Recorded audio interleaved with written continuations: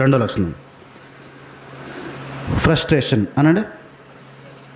Railway station కాదు, frustration అంటే ఒత్తిడికి గురైపోవడం. ఒత్తిడికి గురైపోవడం, బాగా ఒత్తిడికి గురైపోవడం, బాగా బాగా బాగా.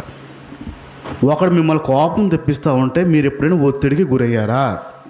పిల్లలు మాట వినకపోతే, చెప్పింది వినకపోతూ ఉంటే, ఎన్నిసార్లు చెప్పినా వినకపోతూ ఉంటే ఒత్తిడి ప్రారంభమైపోతుంది. చూడండి,